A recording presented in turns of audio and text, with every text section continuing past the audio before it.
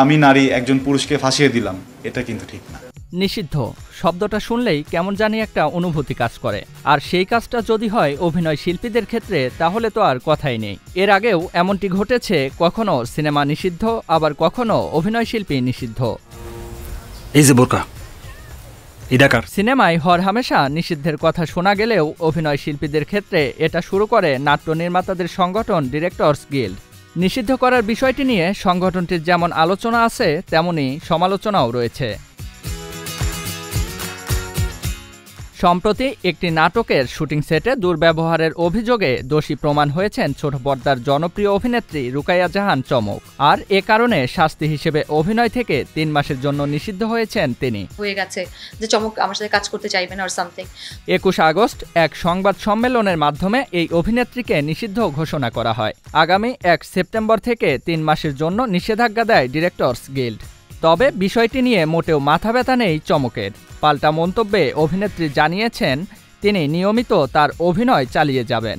শুধু তাই নয়, তার কাজে কেউ বাধা দিলে আইনি ব্যবস্থাও নেবেন বলে জানান তিনি।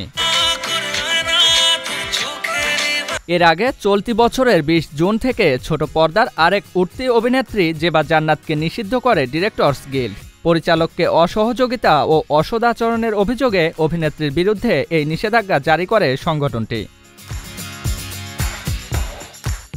২০১৮ সালে মডেল ও অভিনেত্রী সারিকা সাবরিনকে নাটকের শুটিং শিডিউলে ফাঁসিয়ে অশিল্পী সুলভ আচরণের জন্য ৬ মাসের জন্য নিষিদ্ধ করে নাটকের সংগঠন টেলিভিশন প্রোগ্রাম প্রডিউসার্স অ্যাসোসিয়েশন এবং অভিনয়শিল্পী সংঘ।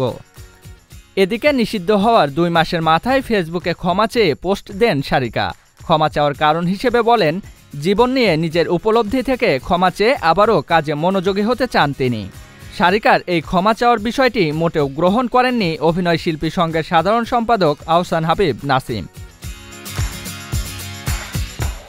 ২০১৬ সালে জনপ্রিয় অভিনেত্রী প্রসূন আজাদকে ১ বছরের জন্য নিষিদ্ধ করার মাধ্যমে প্রথমবারের মতো নিষিদ্ধের বিষয়টি সবার সামনে আসে।